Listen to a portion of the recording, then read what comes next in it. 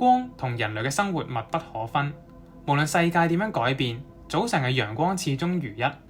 所以早喺科學萌芽幾千年前，人已經開始思考同埋研究光。現代嘅科學令我哋掌握咗光嘅特性，發明咗無數嘅科技，但係人類從來都冇停止思考過光嘅本質究竟係啲乜嘢呢？最近有物理學家提出，或者光並唔係獨立存在，而係嚟自時空更深層嘅結構。不過先等我哋回顧一下人類對於理解光幾次重大嘅變革。早期對於光嘅思考主要係圍繞住人嘅視覺，即係我哋係點樣睇到嘢嘅呢？古希臘時期主流有兩種學說，第一個係發射論，支持嘅人認為眼睛可以好似雷達咁樣發射出某種視覺射線，主動感知物體；而另一個係進入論，支持嘅人認為物體本身會持續向外發射某種嘅原子進入我哋嘅眼睛。不過兩者都難以解釋人點解喺黑暗之中睇唔到嘢。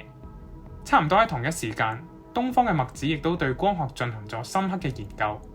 佢觀察到影子隨住主體移動其實係一個錯覺嚟嘅。實際上，當主體移動嘅時候，舊嘅影子就會消失，而新嘅影子係隨住物體喺新嘅位置由光線重新形成嘅。呢一個觀點強調咗光係嚟自外部嘅光源，並且同物體相互作用而形成影子。喺當時可以話係相當先進嘅洞見。嚟到16世紀左右嘅科學革命，科學家開始將研究嘅重心放喺光本身。牛頓雖然創立咗影響深遠嘅力學理論，但係牛頓喺實驗上嘅貢獻其實大多數都係喺光學嘅研究入邊嘅。大家喺中學嘅時候用3棱鏡將白光分拆成為彩虹，就係牛頓設計嘅實驗啦。牛頓認為光嘅本質就係一束粒子，當某種嘅光源，例如係陽光，照射到物件上面嘅時候咧，呢啲粒子就會從表面反射進入我哋嘅眼睛，咁樣就能夠解釋光嘅反射同埋顏色。不過同時期已經有物理學家發現咗光似乎亦都有類似波嘅特性。波可以理解為能量透過某種媒介傳播，而媒介入邊嘅物質係唔會被帶動一齊傳播嘅。水嘅波浪就係一個例子啦。當波浪經過嘅時候咧，水面會上下浮動，而唔係好似河流咁樣向前流動。但係呢啲現象又同光有啲咩關係呢？喺1802年嘅時候，楊格嘅相逢實驗係一個轉捩點。佢將一束光通過兩條窄縫。如果光真係好似牛頓所講係一束光粒子的話，咁我哋應該會見到兩條又長嘅光斑。但係實際嘅影像係光暗相間嘅干涉條紋。呢一個係波獨有嘅現象。兩束波之間嘅波峰同埋波谷相加相消，先至能夠產生呢一啲嘅條紋。就好似水面上面嘅兩個漣漪相交時候產生嘅圖案。喺幾十年之後，馬克士威將電、磁、光三者統一為電磁波理論。光嘅波動說似乎贏得咗最終嘅勝利，而光嘅本質之謎似乎亦都被揭開。但係故事並冇喺呢一度結束，之後又過咗幾十年，去到20世紀初，黑體輻射同埋光電效應等等嘅現象呢，又令到波動說陷入咗困境。我哋以光電效應為例，愛因斯坦留意到，當光照射到金屬上面嘅時候，能夠令佢嘅表面發射出電子。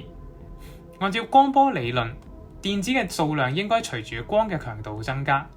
不過實驗發現，只有將光嘅頻率提升到超過某一個界限嘅時候，先至能夠觀察到有電子發射。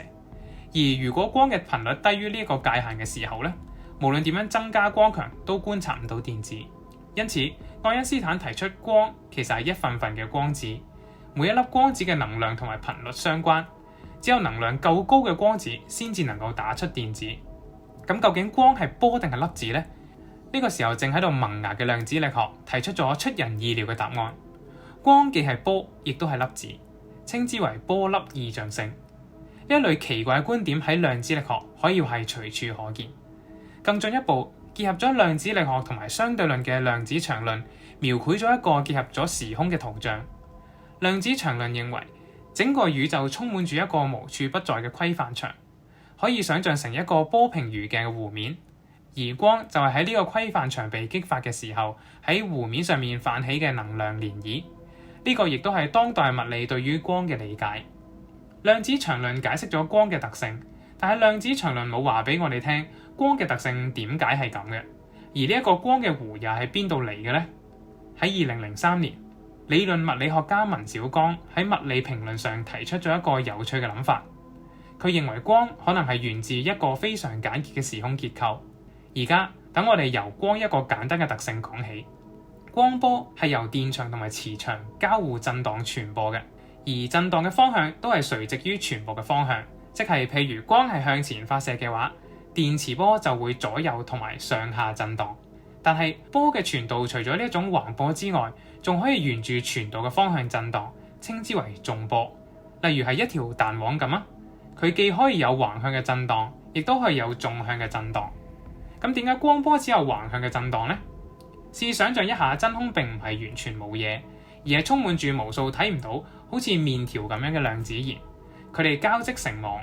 由於麵條本身相當之硬，所以如果你要沿住麵條嘅方向壓縮佢嘅話咧，需要巨大能量。相反，垂直於麵條嘅方向，只係需要非常細嘅能量就可以產生震盪啦。將呢一種諗法應用喺光上面，如果光喺呢一種嘅網狀結構上面傳播，咁樣任意細嘅能量咧都可以激發橫波，呢個就會呈現為現代物理學所理解嘅光。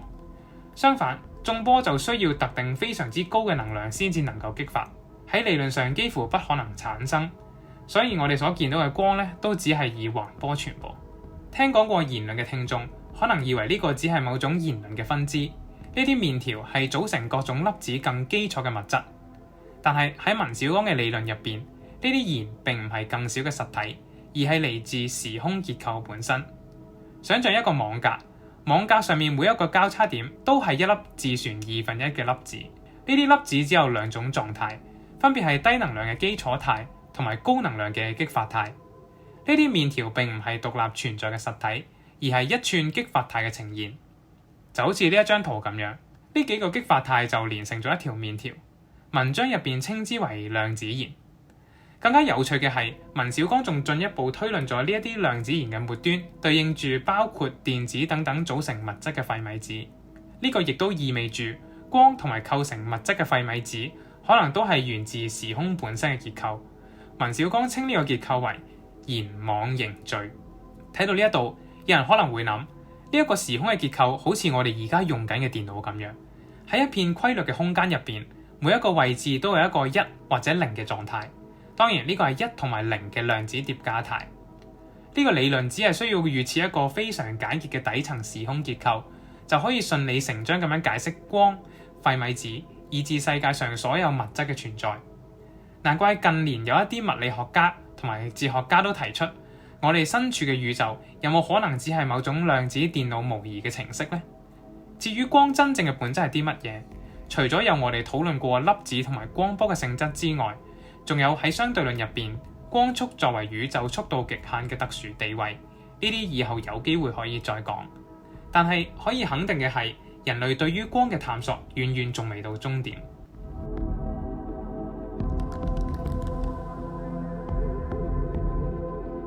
關於文小剛提出嘅框架，佢其實並冇明確咁指出，佢提出嘅自旋1/2網絡就係時空嘅底層結構。佢嘅理論只係要求某一種 local bosonic system。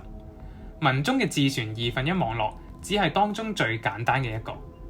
另外呢個框架亦都有一啲理論問題尚未解決，包括費米子同埋弱力嘅作用問題啦，以及點樣整合重力嘅問題。雖然呢個理論仲有好多問題需要解決，但係由於而家嘅標準粒子模型實在太過複雜，所以物理學家一直以嚟都相信，我哋仲能夠發現更為基礎嘅理論框架，統合而家所有嘅理解。